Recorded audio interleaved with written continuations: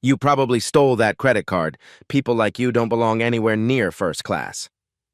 Rebecca Sterling stands in the aisle, her finger jabbing aggressively toward Maya Johnson's face. Passengers freeze mid-conversation, phones sliding out of designer bags to capture the confrontation unfolding at 35,000 feet. Maya sits motionless in seat 2A, her vintage aviator watch steady on her wrist as she closes her Boeing technical manual. Rebecca's voice rises with each venomous word. Security is going to drag you off this plane in handcuffs when we land. Without warning, Rebecca's hand whips across Maya's face. The impact sends Maya's head sideways, passengers gasping as the assault plays out in real time. Maya slowly turns back, touching her burning cheek. Her voice carries deadly calm. You just made the biggest mistake of your life. What Rebecca doesn't know, in 15 minutes, Maya will be the only person who can save everyone aboard. 3 hours earlier, Maya Johnson had kissed her 16-year-old daughter Zoe goodbye at their modest suburban home in Silver Spring, Maryland. The first-class ticket to Los Angeles sat in her weathered leather briefcase alongside technical schematics for next-generation flight control systems, a consulting contract that would pay more than her military pension provided in 6 months. At 45, Maya moved with the precise bearing of someone who had commanded million-dollar fighter jets through hostile skies over Afghanistan and Iraq. Her natural hair was pulled back in a simple ponytail, and she wore her favorite jeans with a faded Howard University sweatshirt, the same casual uniform that had gotten her suspicious stares at every upscale establishment from Pentagon briefings to corporate boardrooms. The Boeing 777-300ER gleamed under the harsh terminal lights at JFK, its American Airlines livery pristine against the gray October sky. Flight 447 was a prestigious route, always packed with Manhattan executives, Hollywood celebrities, and old money families who considered first class their birthright. Maya settled into seat 2A, running her thumb over the inscription on her father's 1943 Elgin aviator watch. Captain James Johnson, Tuskegee Airman, 1943 to 1945. Her father had worn this watch through 32 combat missions over Nazi Germany, fighting for a country that refused to let him fly commercially after the war ended. Now his daughter carried his legacy in aerospace consulting, designing safety systems for the very airlines that would have rejected him based on skin color alone. Rebecca Sterling supervised the first-class cabin with military precision, but her version of order came with a heavy dose of social gatekeeping. At 35, she had worked this route for 8 years, long enough to develop strong opinions about who belonged in premium seating and who was trying to game the system. Her blonde hair was pulled into a regulation chignon, her makeup flawless despite the evening departure, her smile practiced and cold. Rebecca prided herself on spotting the fakes, the newly rich tech bros who didn't understand proper etiquette, the social media influencers trying to upgrade their images, the diversity hires who thought they deserved the same treatment as paying customers. She had a sixth sense for people who didn't belong, and everything about Maya Johnson triggered her internal alarms. The passenger manifest for Flight 447 showed 347 souls aboard, 12 in first class, 48 in business, and 287 in economy.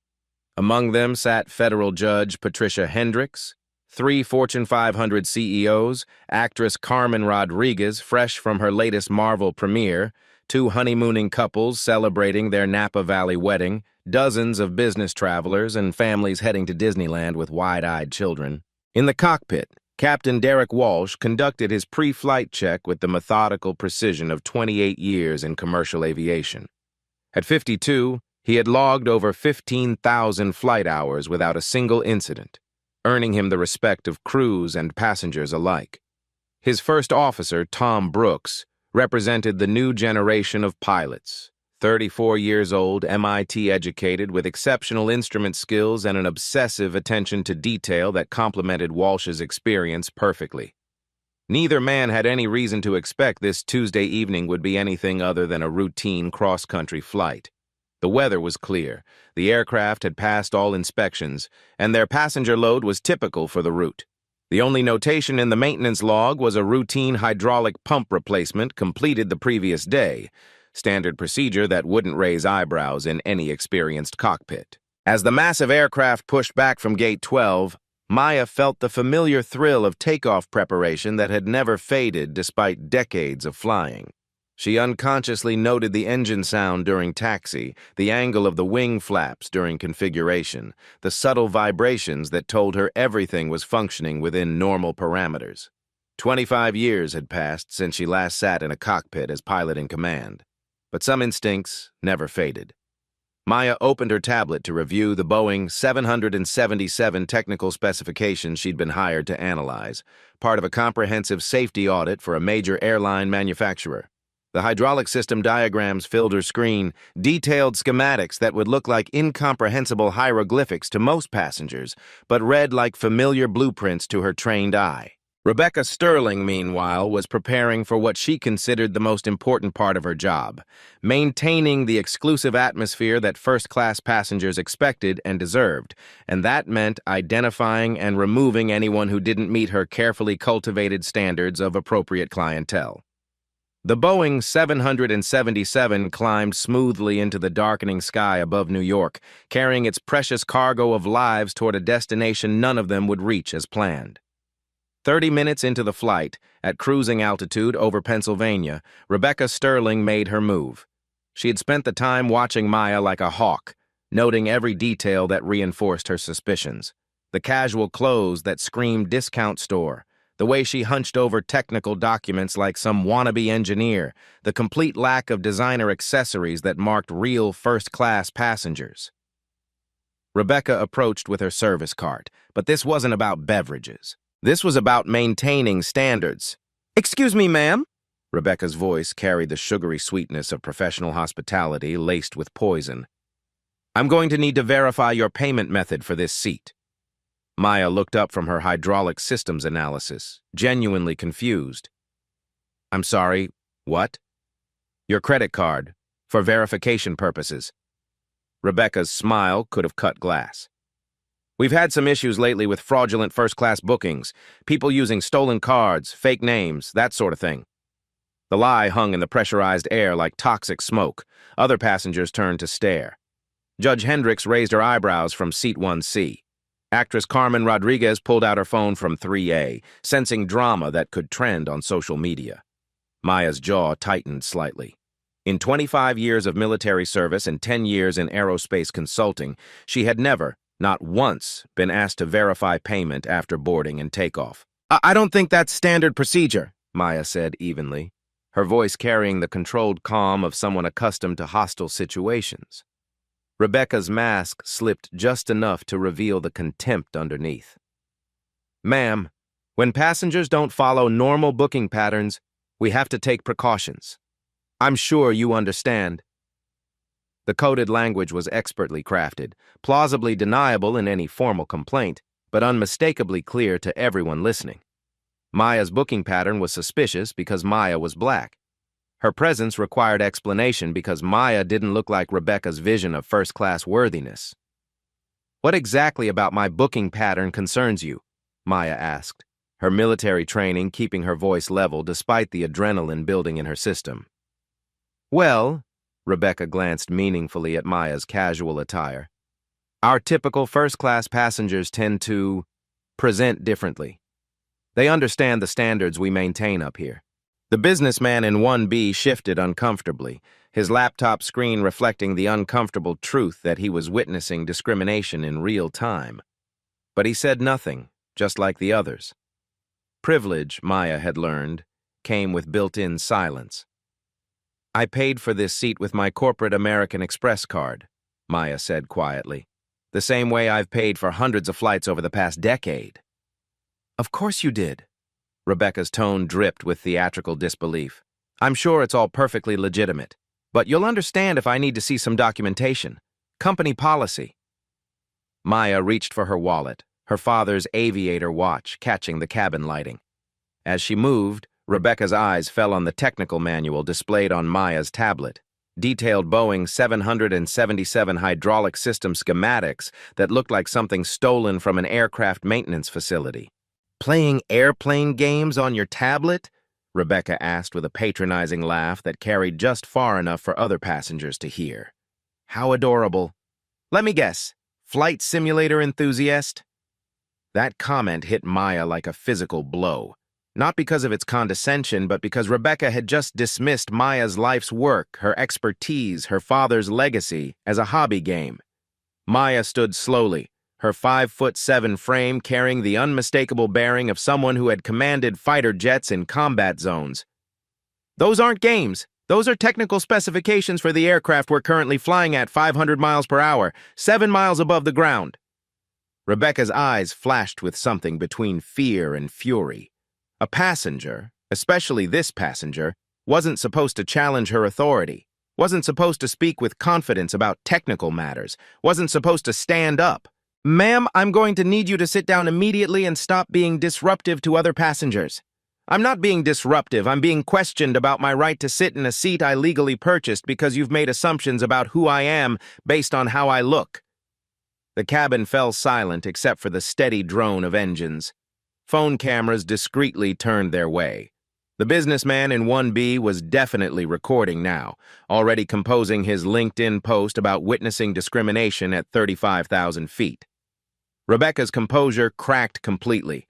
Her voice rose to a level that everyone in first class could hear clearly. Look, I don't know what kind of affirmative action program got you this seat, but this is first class. This is where people who actually contribute to society sit, not people who game the system. Judge Hendricks audibly gasped.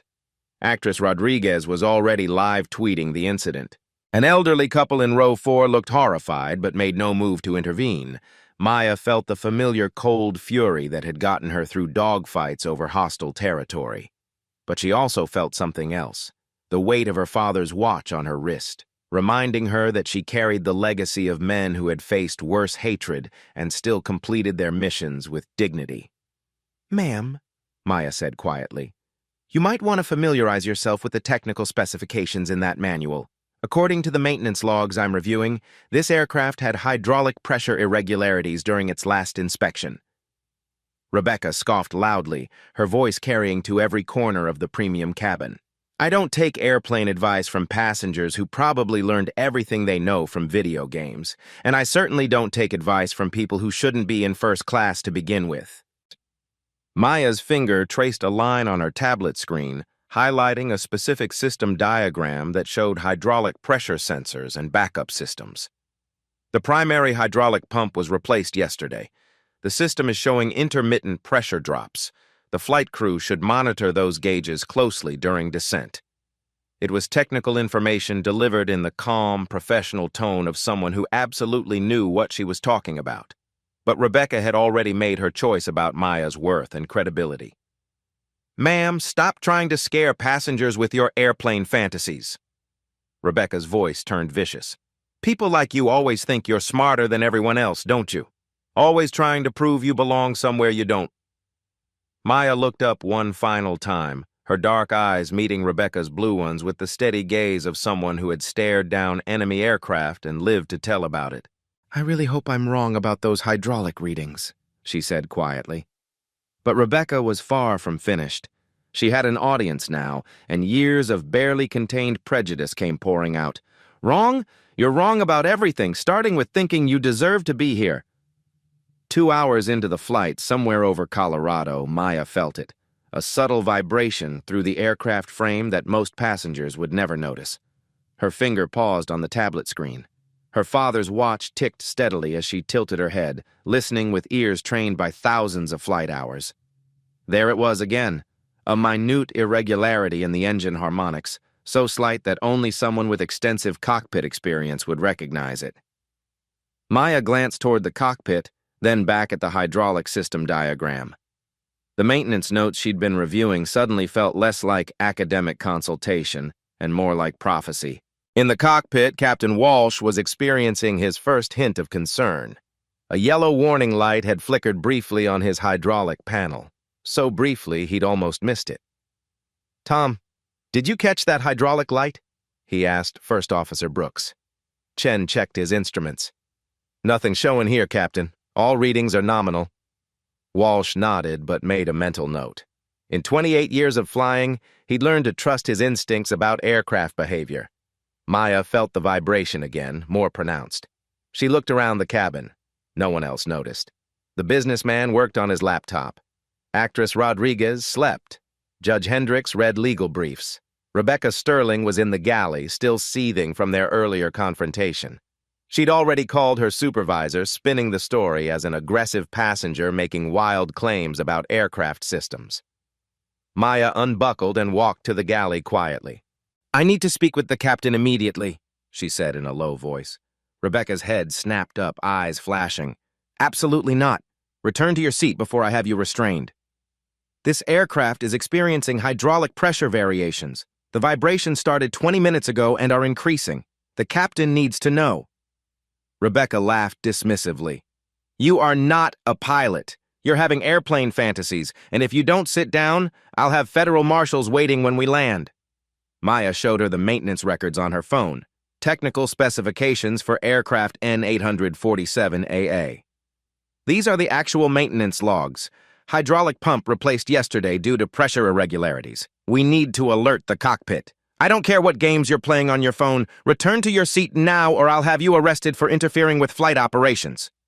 That's when the aircraft shuddered. It was subtle. Most passengers barely registered it as turbulence. But Maya's trained senses picked up everything. The minor altitude fluctuation, the engine sound variation, the way the aircraft felt different.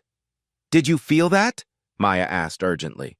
Rebecca had felt it, but her pride was invested in dismissing everything Maya said. "Turbulence? Perfectly normal. Now return to your seat." Maya looked toward the cockpit door, calculating options. In military aviation, she could override the flight attendant. But civilian operations were different. Flight attendants controlled cockpit access. "I'm asking you to trust me. Something is developing with the hydraulic systems. The captain needs to run diagnostics before it becomes critical." Rebecca's response was final. "If you approach that cockpit or continue disrupting this flight with airplane fantasies, I'll ensure federal marshals drag you off in handcuffs. Sit down and shut up." Maya stared at her, seeing not just individual prejudice but an entire system of assumptions.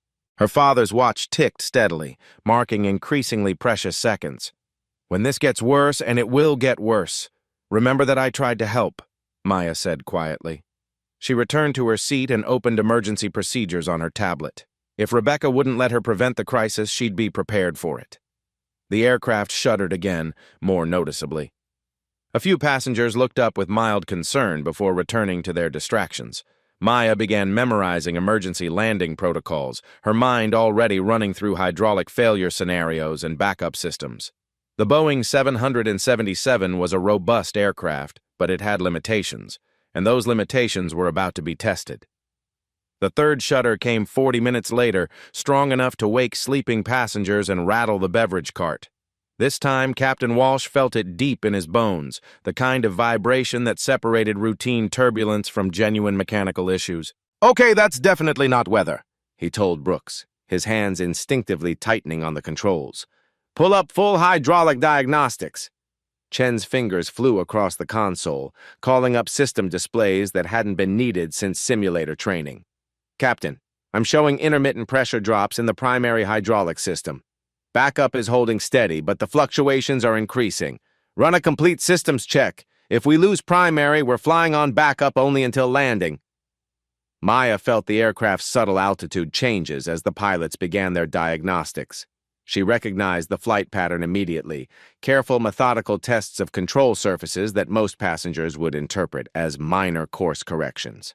Her tablet now displayed Boeing 777 emergency landing procedures, information she'd memorized decades ago but never hoped to use. In the galley, Rebecca was fielding nervous passenger questions about the bumpy ride. Her confidence was beginning to waver, but her pride refused to acknowledge that Maya might have been right about anything. The aircraft shuddered again, harder this time. A woman in economy screamed briefly. Coffee spilled in business class. The seatbelt sign chimed on with urgent authority. Captain Walsh's voice crackled over the intercom, professional but strained. "Ladies and gentlemen, this is your captain. We're experiencing some minor technical difficulties with our hydraulic systems. As a precaution, we're diverting to Denver International Airport for inspection. Flight attendants, please prepare the cabin for early landing." Maya closed her eyes and listened to the engine sounds with trained ears. The pilots were reducing power, beginning a gradual descent, professional by the book, exactly what she would have done in their position. But she could hear something else in the aircraft's behavior, a subtle asymmetry in control responses that suggested the hydraulic problem was deteriorating faster than the cockpit realized. Rebecca rushed past Maya's seat, her face pale but her jaw set with stubborn determination. Maya caught her arm gently but firmly. "This is exactly what I was trying to warn you about," Maya said quietly. "The hydraulic system is failing progressively. The pilots don't know how severe it's becoming." Rebecca jerked her arm away violently. "Stop!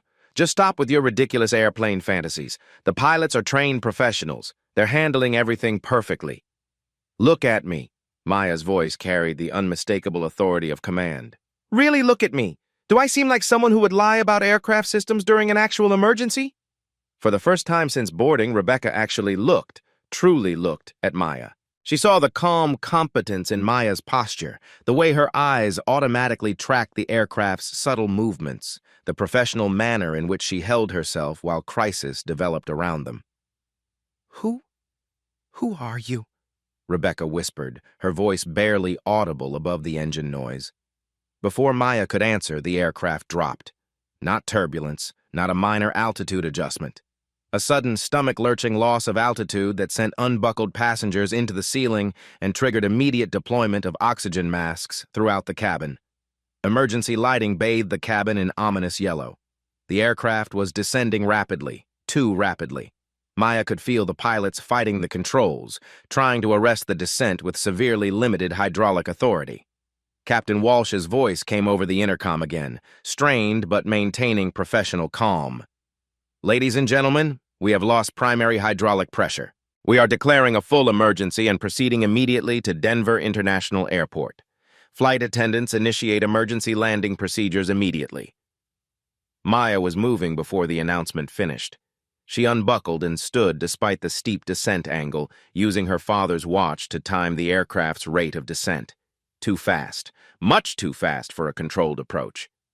"Ma'am, sit down!" Rebecca shouted, her own voice cracking with barely controlled panic. "Return to your seat immediately!" "Rebecca!" Maya's voice cut through the chaos like a precision instrument. "I'm a pilot, 25 years, United States Air Force, fighter jets, transport aircraft, emergency landings under combat conditions. I need to get to that cockpit right now." Rebecca stared at her, the words not computing with everything she'd assumed about Maya's background and qualifications. That's impossible. You're a passenger. You're wearing jeans. You're black? A woman? Not what you expected a military pilot to look like?" Maya's eyes blazed with intensity. "I'm also the only person on this aircraft with the experience to help those pilots land this plane safely with total hydraulic failure."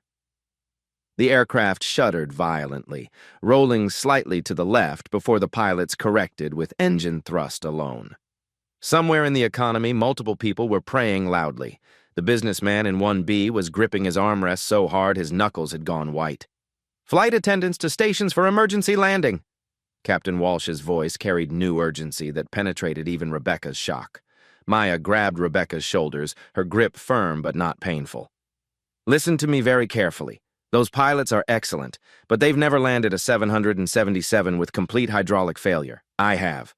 Not this exact aircraft, but similar emergency situations. They need help, and I'm qualified to provide it." Rebecca's professional training warred violently with her deeply held prejudices. Every procedure she'd memorized said never allow unauthorized passengers in the cockpit during emergencies. But her survival instincts were screaming that this calm, competent woman might be their only hope of surviving the next 20 minutes. "You're really a pilot?" she whispered, her voice almost childlike. Maya unclasped her father's watch and showed Rebecca the inscription. "Captain James Johnson, Tuskegee Airman, 1,943 to 1,945 inches. Then she pulled out her wallet and handed Rebecca her retired military ID. "Colonel Maya Johnson, United States Air Force, fighter pilot, retired." Rebecca's hands shook as she read the identification. Colonel, fighter pilot, 25 years of military service. "Oh, God!" Rebecca breathed, the full weight of her prejudice and its consequences crashing down on her. "Oh my God, what have I done?" "You've acted according to your assumptions," Maya said with surprising gentleness, taking back her ID. "But right now we need to focus on getting everyone home safely. Can you get me access to that cockpit?" The aircraft dropped again, more severely this time. The descent angle was approaching the edge of recoverable territory. Maya could hear the engines straining as the pilots fought to maintain control with backup systems that were clearly failing. Rebecca made the most important decision of her life. "Follow me," she said, leading Maya toward the cockpit with newfound determination. "And Maya, I'm sorry. I'm so incredibly sorry." Maya squeezed her shoulder as they moved forward together. "We'll sort that out on the ground. Right now, let's make sure we get there in one piece." At the cockpit door, Rebecca used her master key with trembling fingers and knocked urgently. "Captain Walsh? I have a passenger who says she's a qualified pilot. She wants to help."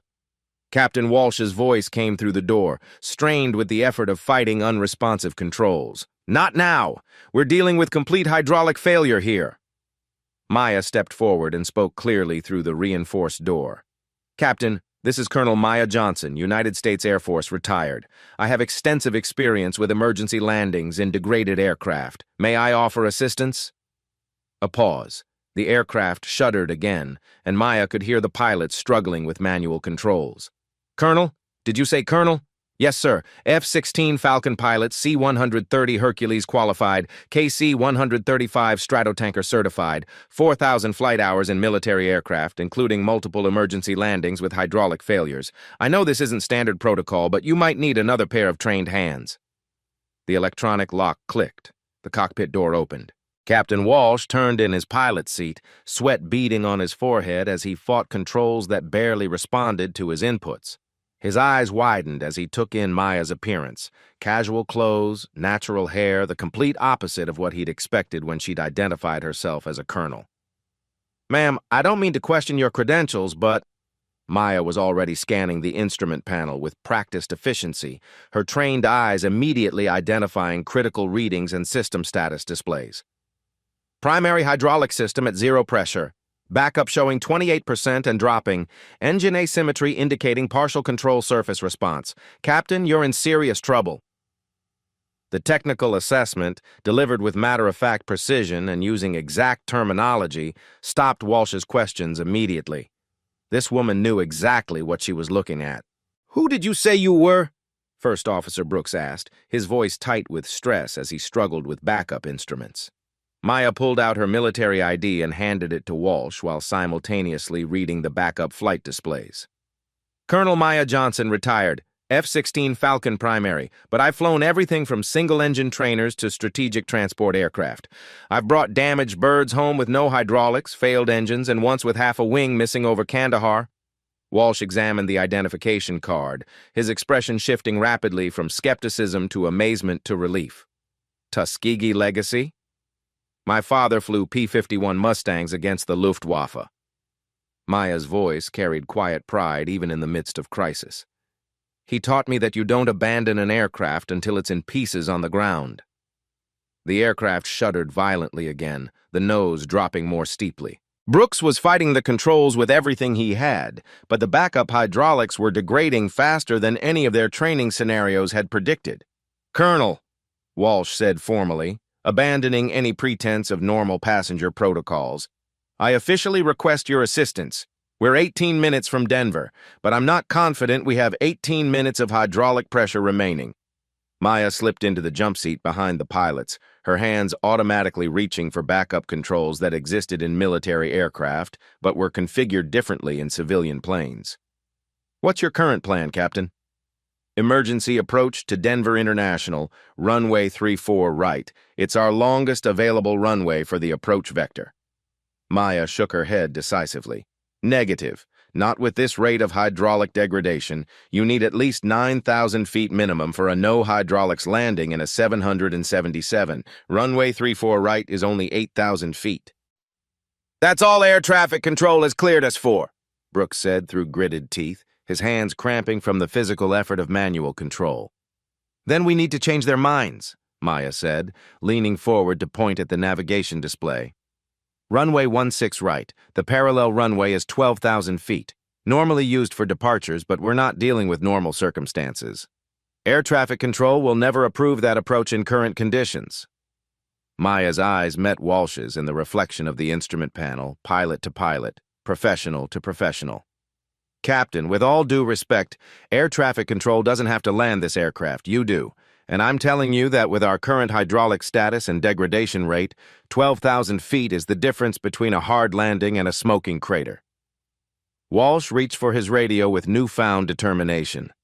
"Denver approach, American 447 declaring emergency. Complete hydraulic failure, requesting immediate vectors to runway 16 right. American 447 runway 16 right is not available for landing approach. Proceed to runway 34 right as previously cleared. Denver approach, American 447. We have a qualified military pilot on board advising us that we require the longer runway for hydraulic failure emergency landing, requesting immediate clearance to runway 16 right.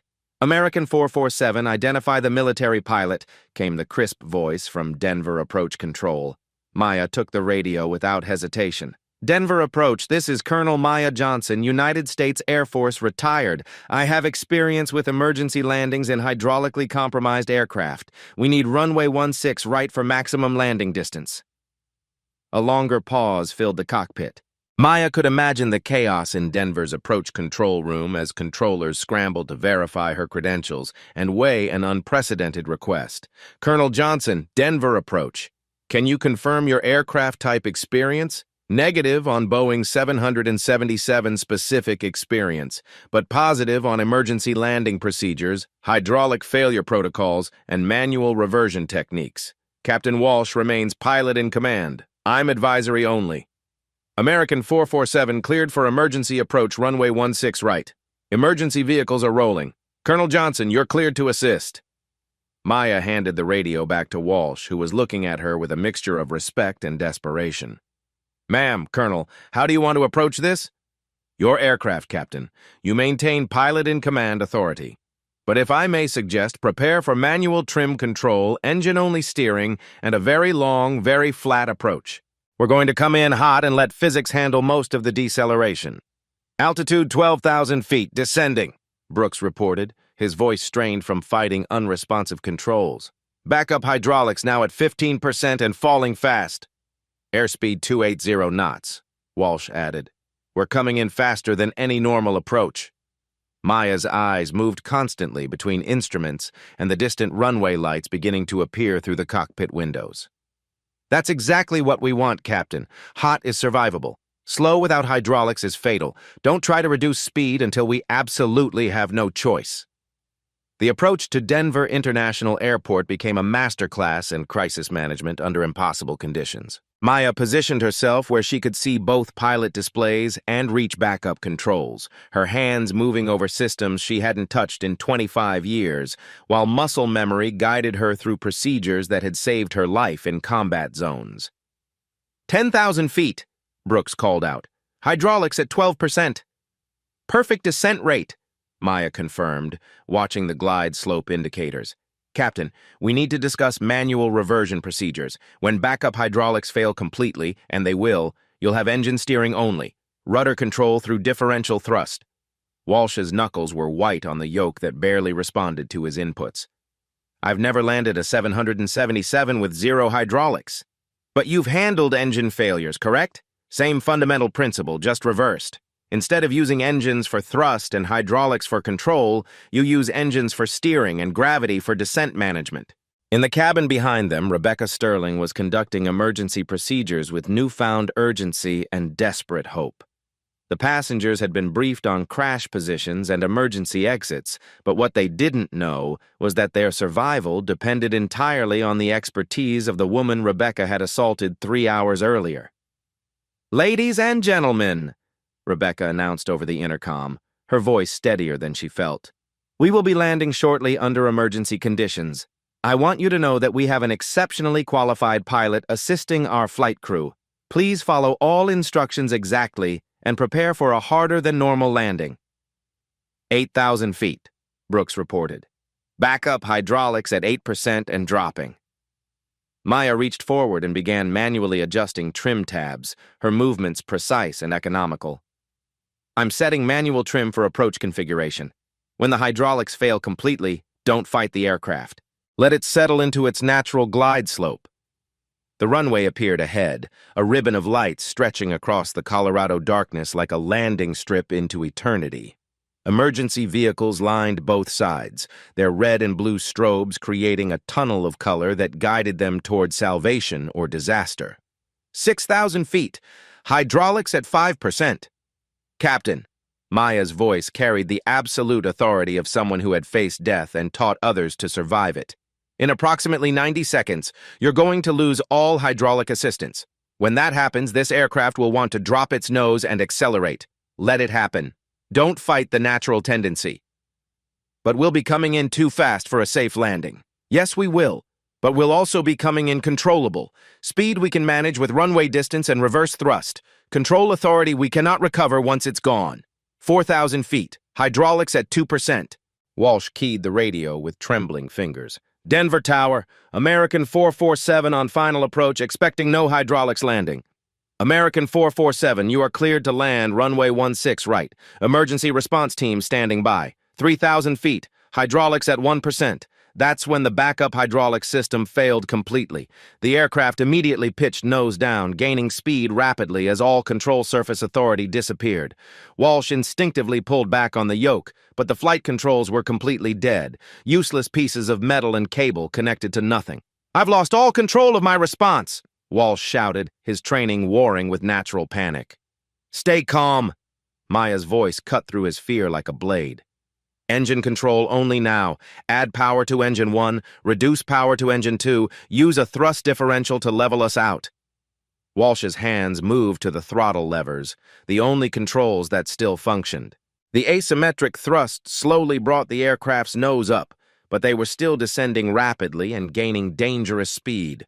2,000 feet, airspeed 320 knots. That's too fast, Brooks's voice cracked with barely controlled terror. No, it's not, Maya said with deadly calm. Physics will decelerate us when we contact that runway. Our job is to hit it straight, level, and under control. She reached between the pilots and fine-tuned the engine trim settings.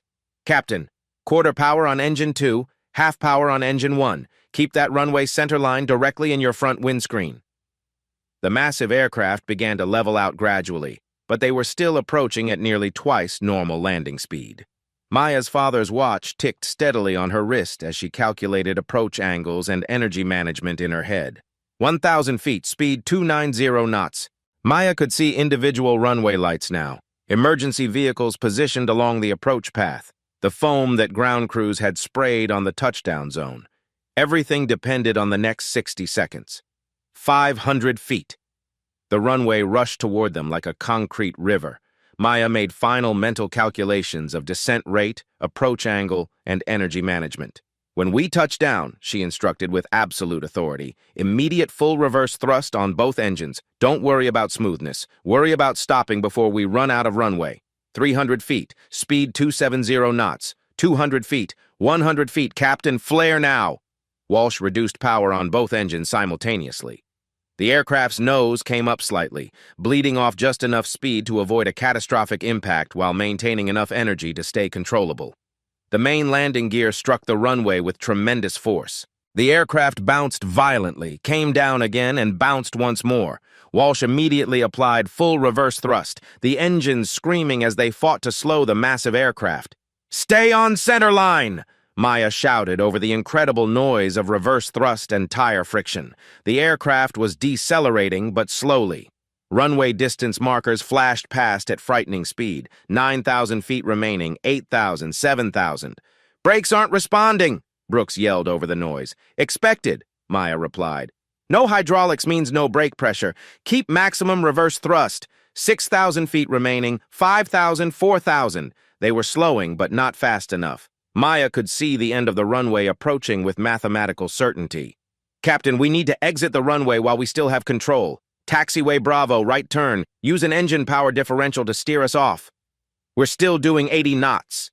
Better to leave the runway under control than leave it as smoking wreckage. Right turn now. Walsh added power to the left engine and reduced the right.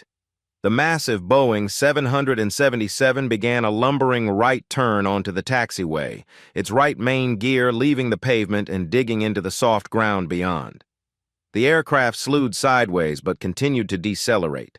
Finally, 500 yards from the runway, American Airlines Flight 447 came to rest in the Colorado Prairie, intact, upright, and with 347 souls still breathing. For a moment, the cockpit was silent except for the ticking of Maya's father's watch and the distant sound of approaching emergency vehicles. Walsh turned to Maya, his face pale but alive. "Colonel, thank you for saving my aircraft and everyone on it." Maya smiled, exhaustion finally showing in her eyes. "Thank you for trusting me, Captain. Now let's get these people home." The evacuation slides deployed with their distinctive hiss, bright yellow fabric unfurling against the dark Colorado prairie. Passengers began their orderly exit from the aircraft. Maya was among the last to leave, having stayed in the cockpit to help Walsh and Brooks complete post-emergency procedures. As she walked down the slide, Maya was met by emergency responders, airline officials, and news crews who had already gotten word of the miraculous landing. Camera flashes lit up the prairie, but Maya's attention focused on one person. Rebecca Sterling stood at the bottom, her perfect makeup destroyed by tears, her professional composure shattered. She fell to her knees as Maya approached, grabbing her hands desperately. "I'm so sorry," Rebecca sobbed.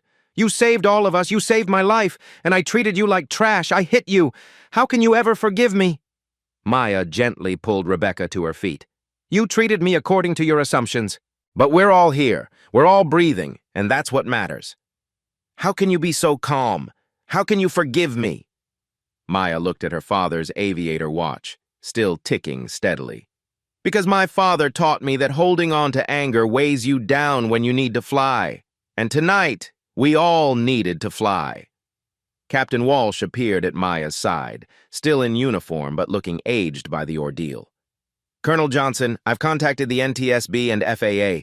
Your intervention was crucial to our successful landing. You saved 347 lives tonight." Maya shook his hand firmly. "We all did, Captain. We worked as a team when it mattered." A reporter pushed forward with a microphone. "Colonel Johnson, how does it feel to go from being discriminated against to saving everyone on the plane?" Maya paused, looking back at the Boeing 777 sitting in the prairie, emergency lights still flashing around it. "It feels like Tuesday," she said simply. "This is what we train for. This is why we serve, not for recognition or revenge, but for moments when people need us to be better than we thought we could be." She looked directly at Rebecca, who was still crying quietly. "All of us." Within 24 hours, the story of American Airlines Flight 447 had exploded across every news platform and social media channel in America. The cell phone videos from passengers showing Rebecca's assault and Maya's calm professionalism went viral instantly, generating millions of views and sparking nationwide conversations about racial bias, hidden expertise, and the assumptions we make about people based on appearance. Maya returned home to Silver Spring to find news vans lining her quiet suburban street and reporters camping on her front lawn. Her 16-year-old daughter, Zoe, greeted her at the door with a mixture of pride and teenage exasperation. "Mom, you're literally everywhere," Zoe said, showing her phone screen filled with social media posts, news articles, and memes. "Everyone's sharing videos of you in that cockpit. My friends think you're a superhero." Maya hugged her daughter tightly, feeling the weight of normalcy after 36 hours of surreal celebrity. "I'm not a superhero, sweetheart. I just did my job when people needed help." But the recognition was undeniable and unprecedented. Within a week, Maya had received calls from the Secretary of the Air Force, the Administrator of the Federal Aviation Administration, and executives from 3 major aerospace companies offering lucrative consulting contracts that would triple her current income.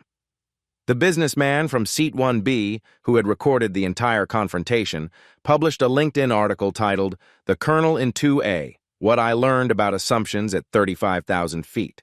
The post was shared over 2 million times within 48 hours, becoming one of the platform's most viral content pieces ever. Actress Carmen Rodriguez used her massive social media following to launch a campaign called Hidden Heroes, highlighting people whose expertise and contributions are overlooked due to unconscious bias. Maya became the campaign's first featured story, reaching an audience of over 50 million people worldwide. Rebecca Sterling faced immediate and severe consequences. American Airlines suspended her pending a comprehensive investigation, and the viral videos led to federal charges for assault in federal airspace, a felony that carried potential prison time and would end her aviation career permanently. But Maya did something that surprised everyone, including her own legal team. She testified on Rebecca's behalf during the sentencing hearing. "Your Honor," Maya said in the packed Denver federal courtroom, "what happened on that aircraft was wrong. The assault was inexcusable and the discrimination was harmful. But what happened afterward, when Rebecca chose to trust me enough to get me into that cockpit, that showed the capacity for growth and change. People can evolve beyond their worst moments. She helped save 347 lives, including her own. Rebecca received 2 years of probation instead of prison time, along with mandatory community service in racial bias education programs and a permanent ban from working as flight crew. She sent Maya a handwritten letter every month for the following year, documenting her journey toward understanding her own prejudices and working to undo the harm she had caused. Captain Walsh and First Officer Brooks were formally commended by the FAA for their professionalism during the emergency and their willingness to accept outside assistance under extraordinary circumstances. Walsh personally nominated Maya for the Federal Aviation Administration's highest civilian honor for heroism, but perhaps the most meaningful recognition came 6 months later, when Maya was invited as the keynote speaker at the Tuskegee Airmen National Convention. Standing at the podium where her father had once spoken decades earlier, wearing his aviator watch and addressing an audience of pilots, veterans, and aerospace professionals, Maya felt the weight of history and progress. "My father used to say that the sky doesn't care about the color of your skin or the assumptions people make about you," Maya told the packed auditorium. "The sky only cares whether you can fly. Every time we prove our worth despite the odds, we open the door a little wider for someone else to walk through and soar." 10 message and CTA, 5%. Target, approximately 375 words. As Maya settled into her new office at American Airlines headquarters, she kept 2 items on her desk: her father's aviator watch and a photograph from Flight 447's emergency landing. Not the dramatic shots that made headlines worldwide, but a quiet image. Rebecca and Maya shaking hands at Denver Terminal, both women forever changed. The watch still kept perfect time, its steady tick marking moments that matter. James Johnson had worn it through combat over Nazi Germany, fighting for a country that didn't always value his contributions. His daughter wore it through her own battles. And one unforgettable evening when 347 lives hung between prejudice and expertise. Maya's new role as Director of Emergency Procedures Training came with one unusual condition. Rebecca Sterling would join her team, helping educate crews about unconscious bias and hidden expertise in every community. "We all carry invisible credentials," Maya told flight crews during training. "The question isn't whether someone belongs in first class or anywhere else. The question is whether we're wise enough to recognize their value before we desperately need their help." Flight 447's story became more than viral content. It sparked real change in airline training, emergency procedures, and how society thinks about snap judgments we make when meeting someone new. Her favorite message came from a young Latina pilot. "Colonel Johnson, I watched your video before my check ride. When the examiner seemed surprised I knew procedures perfectly, I remembered what you said about skills speaking louder than assumptions. I passed. Thank you for showing me our competence doesn't need permission to exist." Maya smiled, glancing at her father's watch. Still keeping perfect time. Still marking moments when ordinary people do extraordinary things. What hidden expertise exists in your life? What assumptions are you making about people around you right now? If this story changed how you see the world, share it. Hit that share button and tag someone who needs to hear this message. Comment below with your own story of being underestimated or underestimating someone else. Subscribe for more stories that challenge assumptions and celebrate hidden heroes. Because the next time someone surprises you with their competence, remember, they're not the exception. They're the rule we've been too blind to see.